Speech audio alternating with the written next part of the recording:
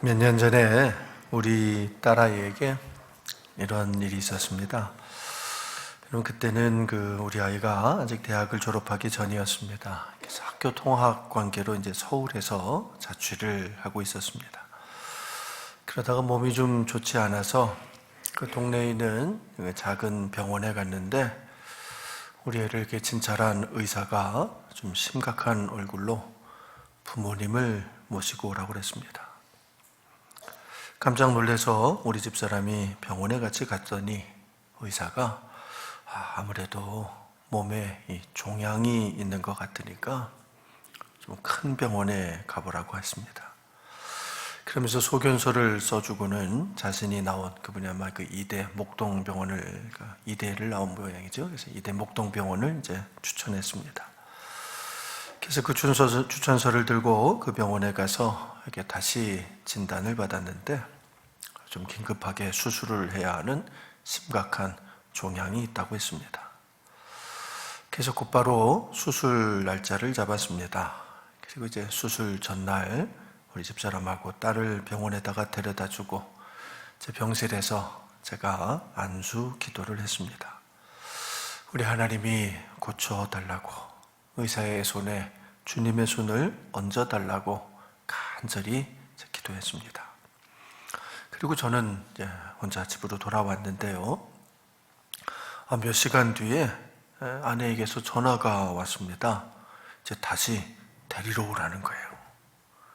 그러면서 하는 말이 수술을 하기 위해서 이제 마지막으로 의사가 이제 초음파 검사를 다시 해봤는데 종양이 사라졌다는 거예요. 내일 아침에 이제 수술하기로 해서 그래서 입원 다 시키고 했는데 그 전날 마지막 검사를 해보더니 종양이 사라졌다는 겁니다. 그러니까 그냥 퇴원하라고 그런다고 저보고 다시 데리러 오라는 거예요. 2016년 10월 13일 목요일 오후에 우리 가정에 실제로 일어난 일입니다. 너무너무 감사해서 너무 놀라워서 잊지도 않고 이 날짜를 이렇게 기억하고 있는 겁니다. 솔직히 지금도 좀 긴가민가합니다. 분명히 하나님이 고쳐주신 건 확실한데 근데 그게 내가 기도해서 그런 것인지 우리 애가 기도를 해서 그런 것인지 아내가 기도를 해서 그런 것인지 아니면 혹시 이게 병원에서 오진을 했던 건 아닌지 정확하게 알 수가 없습니다. 하지만 여러분 그 오진을 해도 한 병원에서나 오진을 하지 두 병원이 다 오진을 한 거라고 이렇게 보긴 좀 어렵지 않습니까?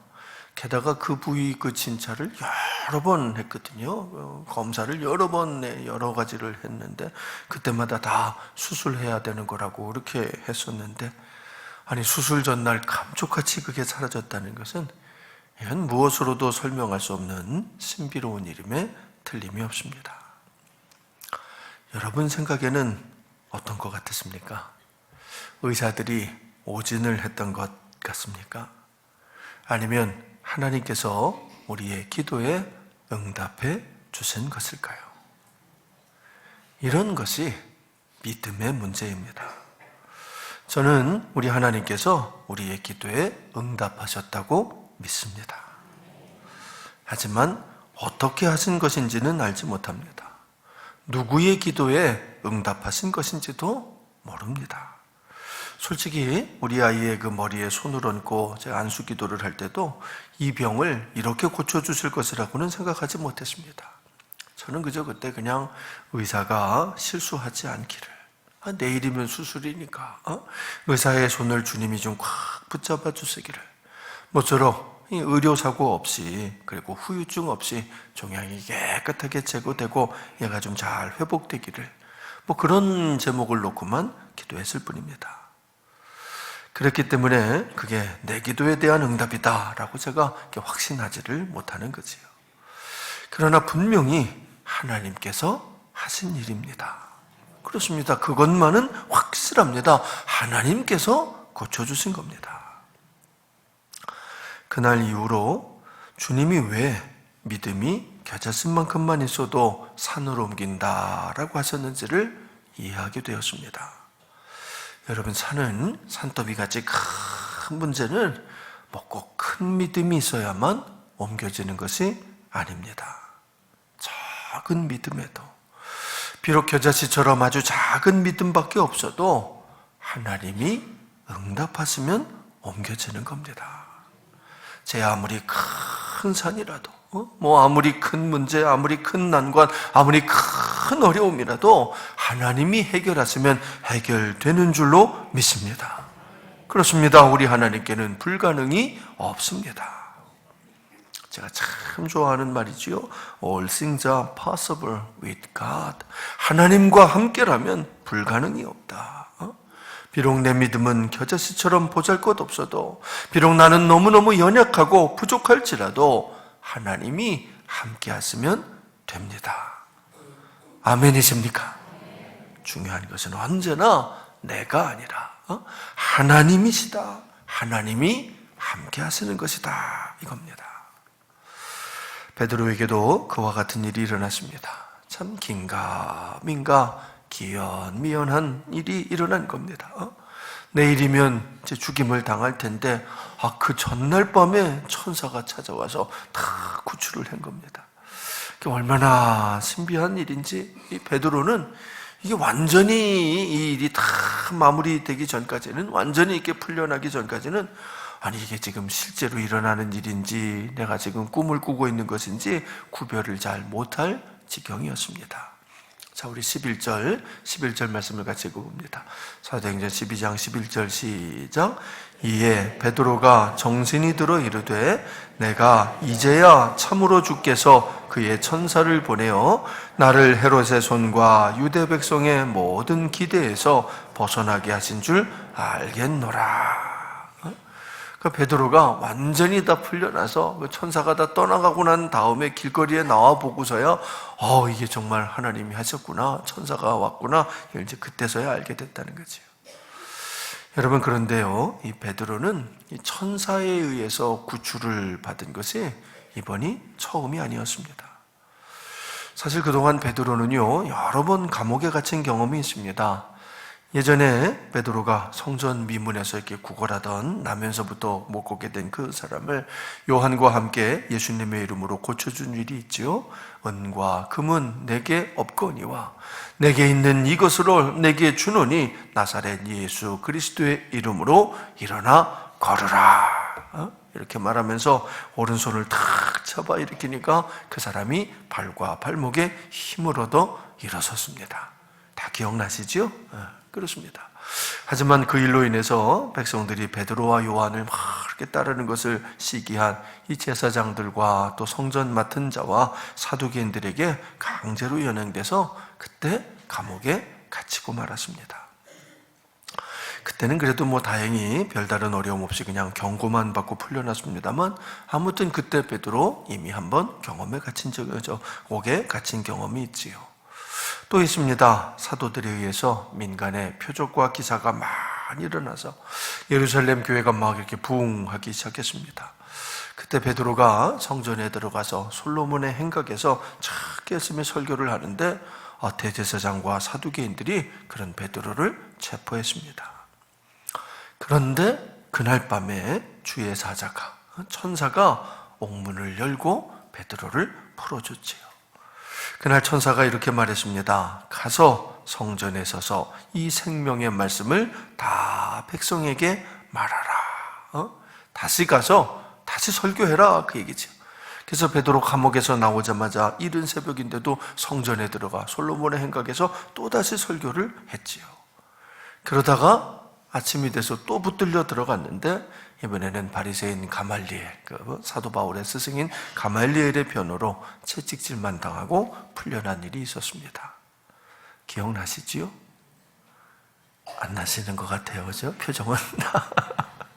찾아보면 나쁘네. 사도행전 5장에 다 나오는 그런 얘기입니다. 여러분, 그때도 분명히 천사가 와서 베드로를 구해준 거예요. 그때도 이 설교를 했어요. 왜 이렇게 모른 척 했을까? 하여튼간에 그때도 이제 천사가 와서 이미 한번 그 구원을 해준 거죠.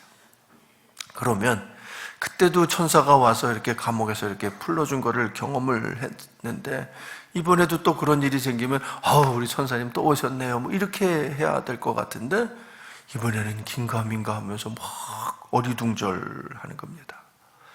아니 이미 그런 일을 경험을 했었는데 이번에도 천사가 찾아온 건데, 그러면 그 당연한 것처럼 생각할 수도 있을 것 같은데 왜 이번에는 그렇게 이상하게 생각을 하고 긴가민가하고 막 어리둥절해하고 이게 꿈이야 생시야 이러는 것일까요? 왜냐하면 이번에는 아무도 구해줄 수 없을 거라고 생각하고 있었기 때문입니다. 여러분, 사실 예전에 붙들려 갔던 건 이 바리새인들이나 뭐 사두개인들, 제사장들, 그 종교인들에 의한 것이었죠. 그러니까 그 사람들은 뭐 나라에서 운영하는 그 관리들이 아니니까 나라의 어떤 감옥에 이 베드로를 넣은 게 아니라 뭐 자신들의 사설 창고나 뭐 사설 내실이나 이런 데다가 베드로를 감금했던 거겠지요.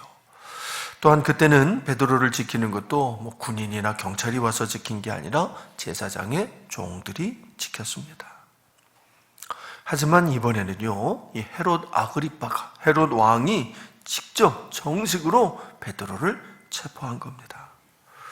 더구나 이 헤롯 아그리빠가 아주 특별 명령을 내려가지고 군인을 16명이나, 베드로 한 사람을 지키는데 16명이나 군인을 보내서 4조를 짜가지고 아주 철통같이 베드로를 지키고 있었습니다.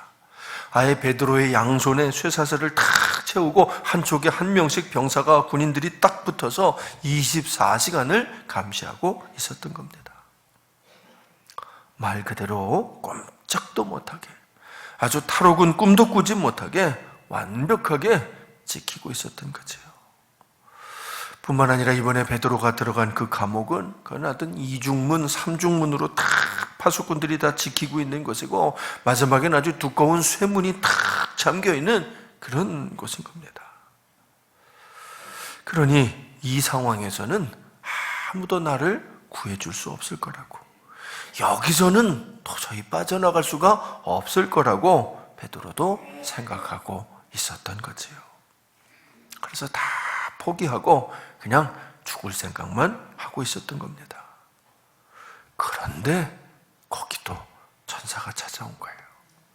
그렇게 철통 같은 감옥에도 여지없이 천사가 탁 찾아온 겁니다. 여러분, 그러자 아무것도 문제가 되지 않았습니다. 그 많은 군인들도 뭐 아무리 두꺼운 쇠문도 문제가 없었습니다.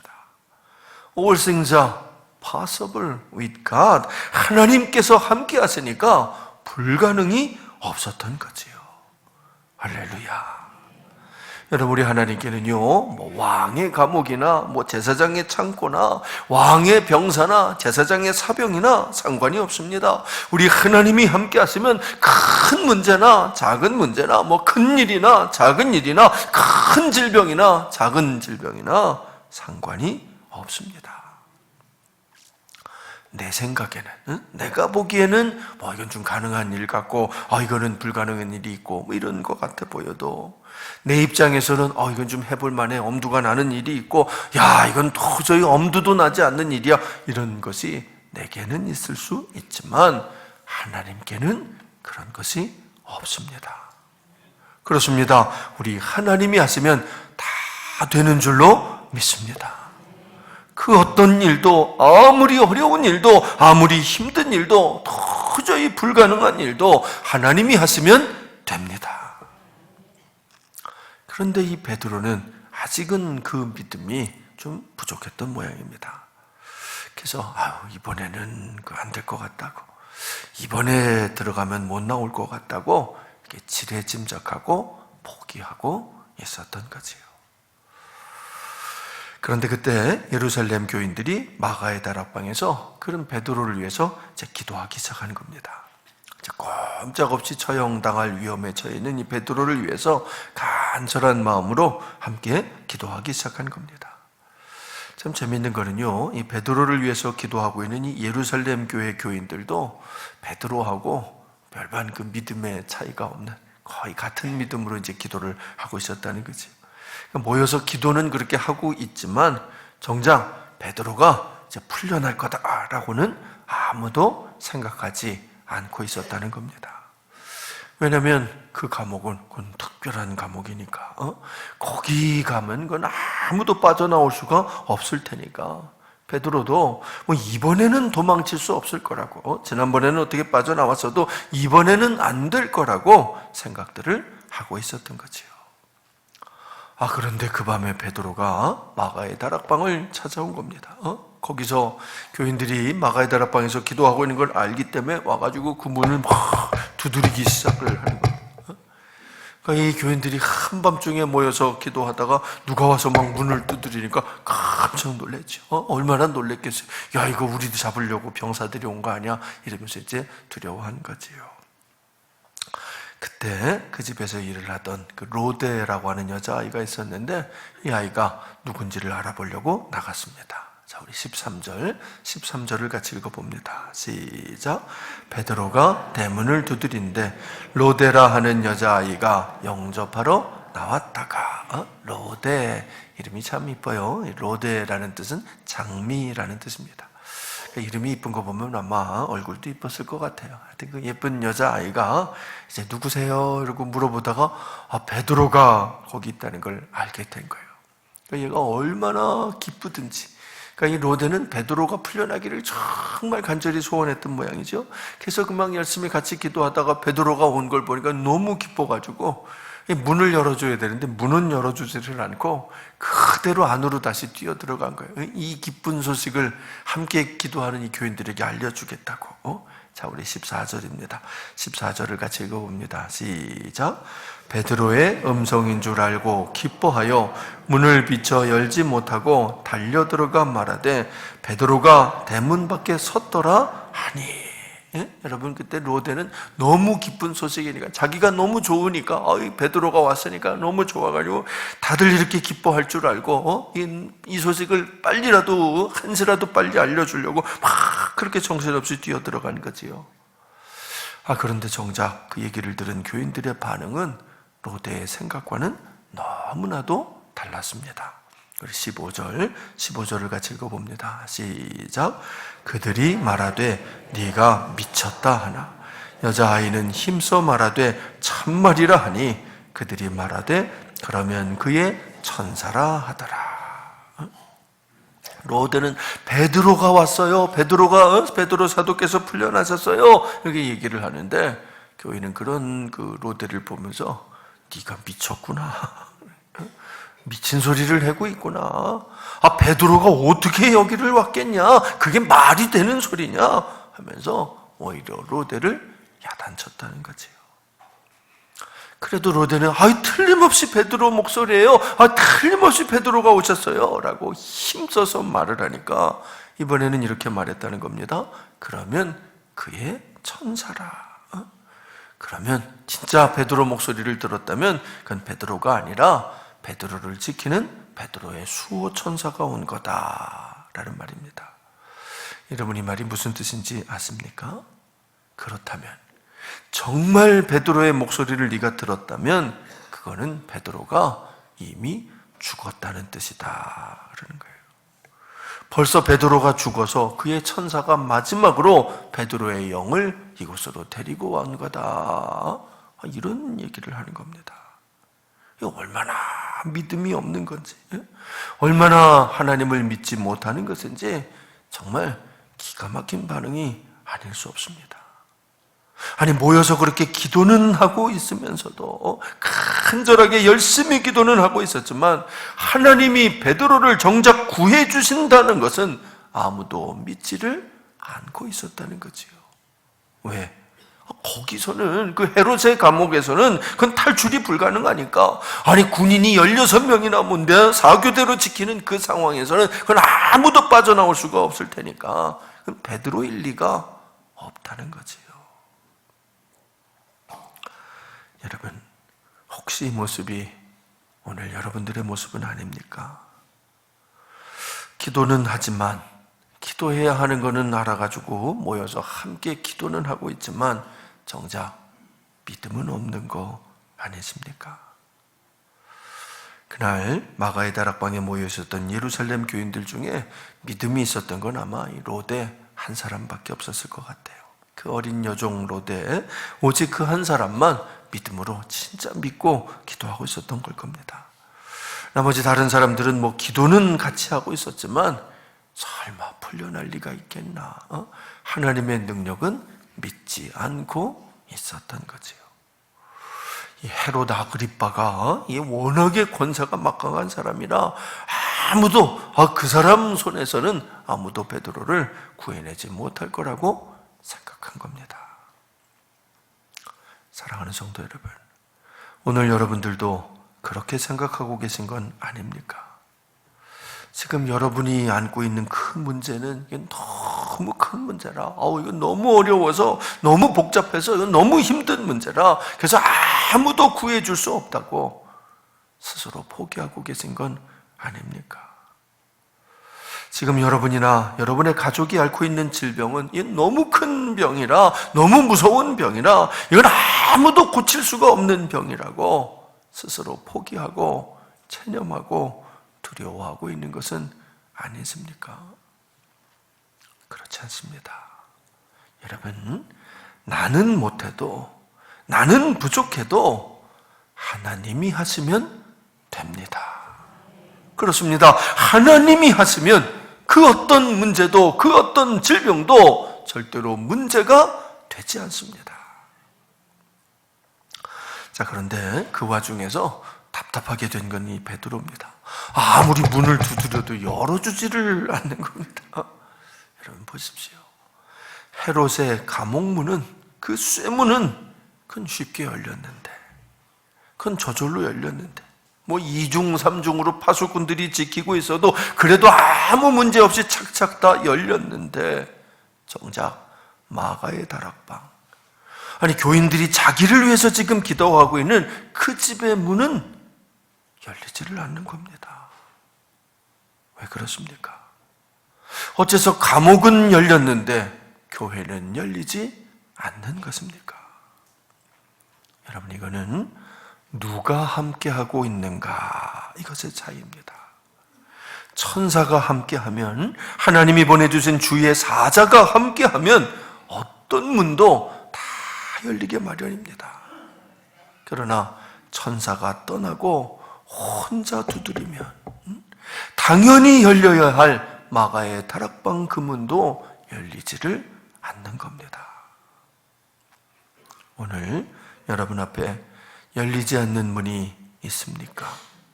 아무리 두드려도 열려지지 않는 문이, 굳게 닫혀있는 문이 있습니까?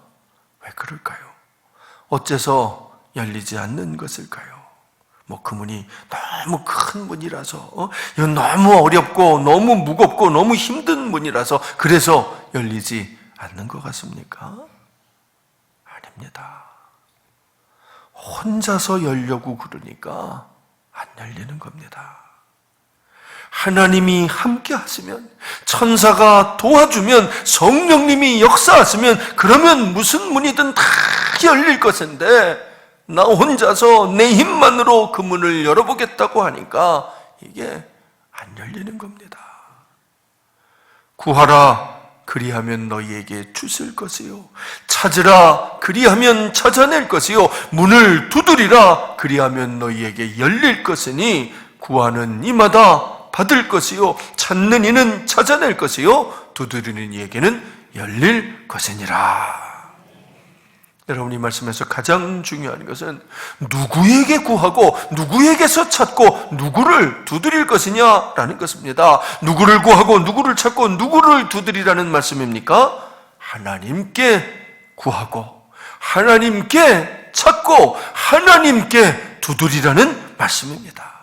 그렇습니다. 하나님께 구하는 겁니다. 하나님께 찾는 것입니다. 하나님께 두드리는 겁니다. 그래야 열립니다. 그러면 무슨 문제든 다 해결됩니다. 그러나 세상에서 구하고 세상에서 찾고 세상에서 두드리면 열리지 않습니다. 그래서 안 되는 겁니다. 그러니까 해결되지를 않는 겁니다. 사도행전 12장에 오늘 말씀을 묵상하다가 문득 이런 생각이 들었습니다. 베드로는 누구의 기도로 풀려난 것일까요? 누가 기도해서 베드로가 풀려난 것일까요? 분명히 예루살렘 교회가 기도했던 건 사실이지요. 성경은 보면 교회가 베드로를 위해서 아주 간절히 기도했다고 5절에 보면 그렇게 되어 있습니다. 하지만 간절하게 기도는 했지만 믿음을 가지고 기도했던 것은 아니지요. 믿음이 있었다면 아마 그 로데라는 여자아이 한 사람만 그 믿음이 있었을 것입니다. 그러면 그 어린 여자아이의 믿음으로, 그 아이의 기도로 베드로가 풀려난 것일까요? 그 아이, 그 한 사람의 기도로 천사가 다 내려와서 베드로를 구해준 것일까요? 이건 아닙니다. 그렇지 않습니다. 여러분, 이게 분명 기도의 응답인 건 틀림없지만 어느 한 사람의 기도 때문만은 아닌 겁니다. 여러분, 그때 만약 교회가 기도하지 않았다면, 그때 그 교인들이 마가의 다락방에 모여서 베드로를 위해서 그렇게 기도하지 않았다면 베드로가 어떻게 됐을까요? 그러면 베드로도 야고보처럼 꼼짝없이 죽임을 당했을까요? 그것도 아닙니다. 여러분, 베드로가 살아난 것은 아직 베드로의 사명이 남아 있었기 때문이지 기도 때문이 아닌 거지요. 그렇다면 기도하는 것이 무슨 의미가 있을까요? 기도를 하든 안 하든 하나님은 하나님의 뜻을 이루실 것인데 왜 기도하는 것일까요? 제일 중요한 얘기입니다. 잘 들으셔야 됩니다. 왜냐하면 기도는 하나님이 하게 하시는 거니까. 이게 제일 중요해요. 여러분, 기도라는 게 내 의지로 내가 하고 싶다고 되는 게 그게 아닙니다. 기도는, 제대로 된 기도는 하게 하실 때 하게 하셔야 되는 겁니다. 여러분, 그날 그 마가의 다락방에 모인 성도들이 사실 큰 믿음은 없었습니다. 그냥 좀 안타까운 마음으로, 두려운 마음으로, 답답한 마음으로 함께 그렇게 모여 있었지만 중요한 건 그들의 그 모임은 성령님이 모으신 모임이었고 성령님이 함께 하시는 모임이었다는 것입니다. 이게 중요한 겁니다. 성령님이 역사하시니까, 성령님이 기도하게 하시니까 그들이 그렇게 모여서 기도한 겁니다. 성령님이 간곡하게 간절하게 역사하시니까 그들도 간절하게 기도할 수가 있었던 거지요. 그래서 응답받은 겁니다. 그래서 그토록 놀라운 일이 일어난 것입니다. 성령님께서 그날 말할 수 없는 탄식으로 함께 그들과 같이 기도하셨기 때문에 그토록 놀라운 역사가 일어난 거지요. 그러니까 천사가 다 내려오고, 그러니까 쇠사슬이 다 풀리고, 그러니까 감옥문이 다 열리고, 그렇게 된 것입니다. 사랑하는 성도 여러분, 오늘 여러분은 어떻습니까? 오늘 여러분도 성령님이 기도하게 하시는 건 아닙니까? 그렇다면 순종하셔야 됩니다. 비록 여러분의 믿음은 적을지라도, 비록 여러분의 신앙은 나약한 신앙일지라도 성령님이 기도하게 하실 때 그 성령님을 의지하고 함께 기도하면 역사가 나타날 것입니다. 그러면 비록 나는 겨자씨처럼 작고 나약한 믿음을 밖에 없지만 그래도 놀라운 응답을 받게 되실 것입니다. 막힌 담은 허물어질 것이고 닫혔던 문도 열려질 것이고 불가능했던 일이 이루어지게 될 줄로 믿습니다. 그게 기도의 능력입니다. 중요한 건 성령님입니다. 성령님이 나와 함께, 우리와 함께 같이 하시는 것입니다. 2020년 새해는 우리 교문교회 성령님이 함께 하시는 교회, 성령님이 함께 기도하시는 그 놀라운 기도의 자리가 꼭 이루어 주시기를, 그래서 올 한 해는 성령님과 함께 기도함으로 만사 형통하는 복된 한 해가 되시기를 주의 이름으로 축원드립니다. 우리 함께 기도합니다.